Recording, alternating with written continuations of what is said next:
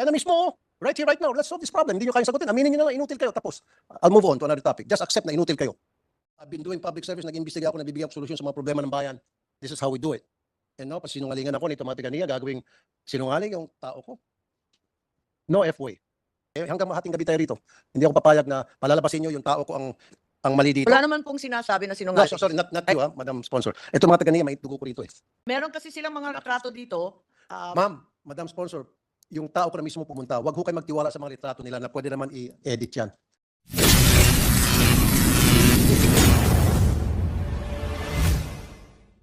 Ayan nga at nagpaulan na naman ng inutil si Senator Rapi Tulfo at uminit ng todo ang kanyang ulo. Bakit kaya? Ano kaya ang dahilan kung bakit nag-init na naman ang ulo ni Senator Rapi Tulfo at nakapagbitaw na naman ng mga masasakit na salita? Next slide is yung Bulo Small Reservoir. Pwede natin pakita yung video, yung slides. Yan. Bulo Small Reservoir. 35 hectares of farmlands ang dapat may kinabang dyan at 214 farmers beneficiary. Dam was inaugurated last 2018. Ang total budget for that is 990,037,000. So almost $1 billion. Yan po ngayon ang sitwasyon. Ayan po, parang fountain.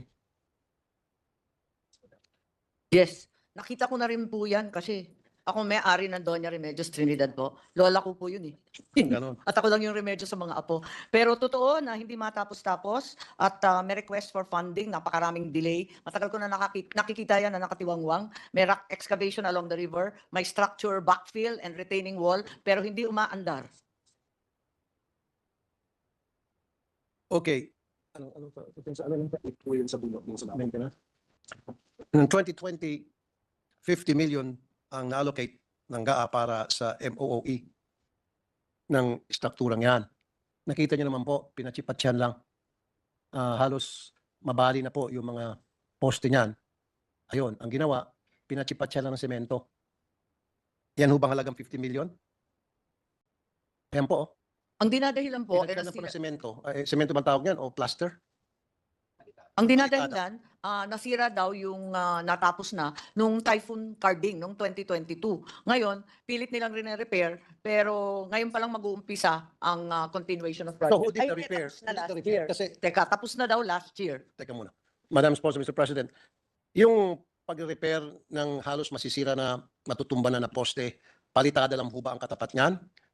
Kasi 50 million ang ginastos, ang binudget para ayusin yan.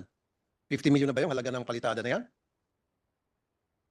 Pinapangako nila na kung puntahan daw yung Bulo ngayon, iba na raw itsura, na-improve na at natapos na raw last year at yung mga nasira nung panahon ng bagyo, naisaayos na raw. Pinuntahan po namin this year. November 7, pinuntahan po ng mga staff. We did. Meron kasi silang mga retrato dito. Ma'am, Madam Sponsor, yung tao ko na mismo pumunta, wag ho kayo magtiwala sa mga litrato nila na pwede naman i-edit yan. Yung tao ko po hindi ma-edit. Dahil mismong reporter ko ang pumunta doon, on-site, at siya po ang nag-picture-picture niyan at nakipag-usap siya sa mga tao doon. Yung mga picture ipapakita sa atin ng NIA, huwag niyo pong paniwalaan yan. Pwede ipa-photoshop nila yung mga pictures nila. Ayan po. Yan po. Ngayon po, November lang po yan. Ito po sa kanan. Ayan po. Kuha po ng tao ko yan noong November 7. Pero ayon sa records ng NIA, operational na daw at kahit papano, napapatubigan na raw yung ibang bukid sa Hindi po. BRT. Madam Sponsor, Mr. President, hindi po. Unang-una, nakita niyo naman po parang shower, sabog-sabog yung pagdaloy ng tubig. At pangalawa, again, yung tao ko pag pupunta doon, hindi naman katulad sa NIA, pupunta lang, tapos nakapamewang, picture-picture, alis na. Yung mga tao ko po pag pupunta doon, nag-i-interview. Ini-interview po yung mga barangay officials, ini-interview po yung mga farmers, etc. etc. We just don't go there para pumorma.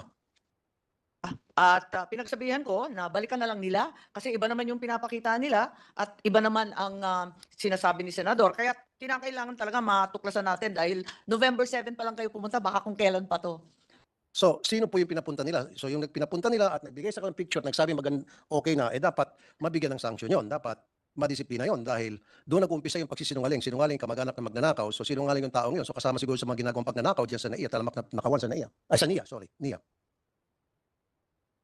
Ayon sa kanila, hindi naman daw tagaron, kundi inspection team galing sa central office at meron pating mga IA na sumasama.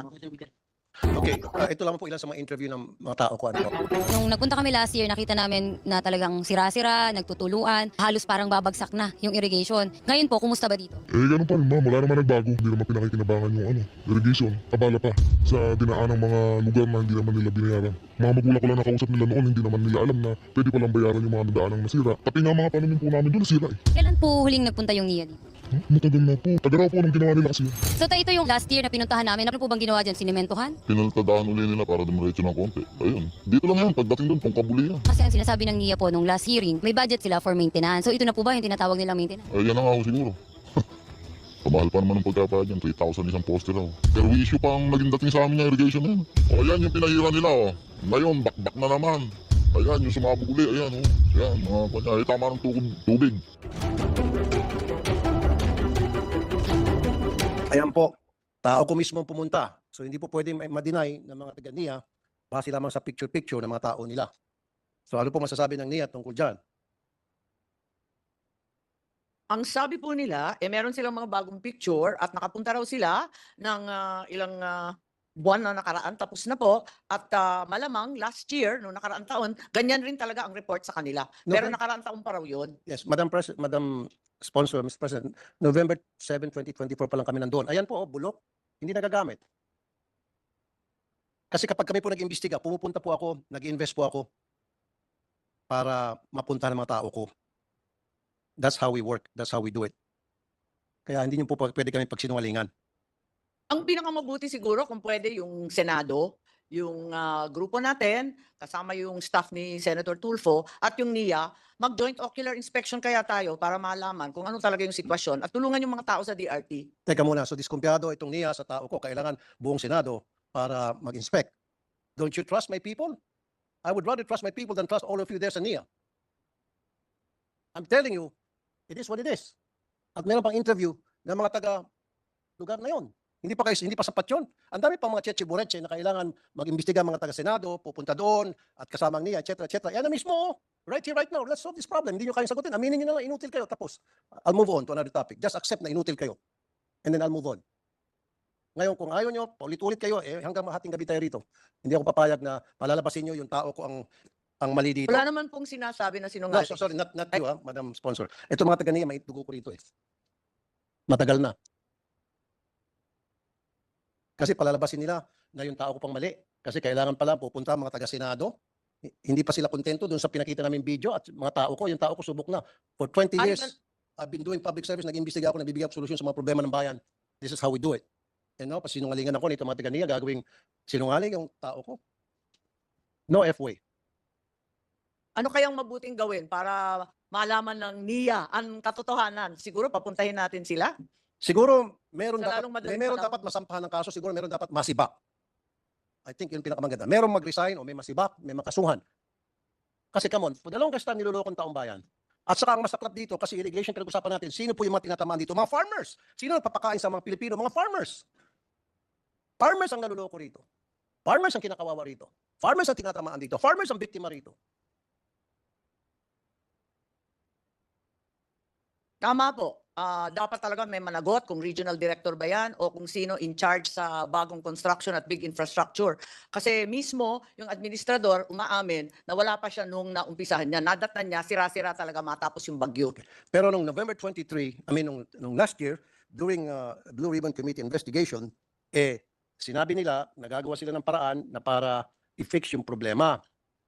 That's why last month, November 7, nagpadala ko ng tao at hindi nila inayos yung problema. Pinalitada lang nila. Yan ba ang pag-ayos ng problema? At sa halagang 50 million pesos, ganun ba natin lukuhin yung mga farmers natin?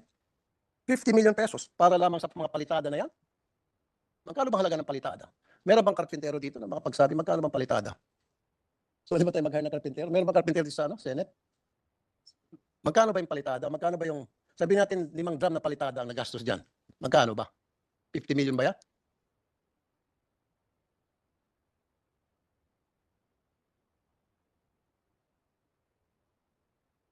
Ano kaya ang mabuting gawin? Tama po kayo. May dapat sibakin, may dapat managot at hindi po pwedeng tuyo-tuyo ito. Exactly. Salamat, Madam Sponsor, Mr. President. Dapat may managot. Ang tanong ko ngayon, sa NIA, sino sa tingin ninyo ang dapat managot? Taas ang kamay.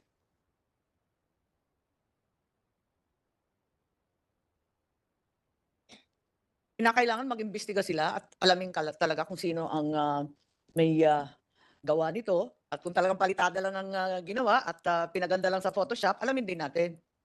So ngayon, mag-iimbestiga po sila. Kailan po sila mag-iimbestiga? Kasi ayoko po puro sat-sat lamang. Gusto ko po sana may mangyari na. Ayoko naman pumasaya yung effort ng staff ko, mga tao ko, pumunta doon, mag-imbestiga, and then mapupunta sa wala. Meron daw silang mga investigasyon, preliminary, at pinagpipilitan nila na na-improve na yung lugar. Maari siguro ipakita at i-report yung kanilang findings sa inyong staff sa lalong madaling panahon. Madam Sponsor, Mr. President, narinig mo naman, isa lamang po sa in-interview namin, farmer, siya mismo nagsabi na walang nangyari at lalo pang naging perwisyo sa kanila yung ginawang pag-repair dahil palitada lamang at pinakita naman natin sa video na naagnas na po yung ibang mga istruktura doon. At yan po supported ng video. Ang gusto ko po, sabi niyo, ano magandang gawin? So, ang pinakamagandang gawin, pinakamagandang style dito is meron dapat talaga managot. Tama. Kaya pipilitin natin na magkaroon ng investigasyon sa lalong madaling panahon. At, Sino po mag-iimbestiga? Kasi kung sila, di more investigation lang po yun. or i-blue ribbon natin ulit. Tama ba yun? Ulitin na lang natin parang oversight ng nangyari ng karaang taon. Dapat meron na ombudsman dito at meron na po dapat masibak at meron na dapat mag-resign. Kung tatanungin. Sa Kung kailangan. dami-dami pong pwedeng lokohin yung mga farmers pa natin ang niloloko. Kung kinakailangan, dapat talagang magkaroon ng kaso. Tama po yun. Thank you. Pero kailan natin, sino mag-imbestiga kayo sa NIA? Pero baka self-serving naman kung kayo-kayo lang. Tama. Ayan, si Madam Cynthia, sabi blue ribbon na lang daw. So, kailangan talaga maimbestigahan to and I want actions na sana meron na po talaga managot. Dahil kung hindi, ang sasabihin po ng taong bayan, puro na kayo-investigasyon sa Senado, puro na kayo satsat. Nababash po yung Senado. Every time na nagkakaroon tayo ng hearing, every time na nagkakaroon tayo ng ganitong AI klaseng the, investigation. a move. With the permission of Senator Rafi, Yes, Mr. President. we recognize Senator Cynthia Villar. Yes, Mr. President. So I move that we conduct a blue ribbon investigation on this topic here in the Senate. That is well noted, and we will transmit that message to Can somebody make Senator a Pia second- Cayetano, who's the second chairman of the motion? group. Can you do a second motion? I second the motion.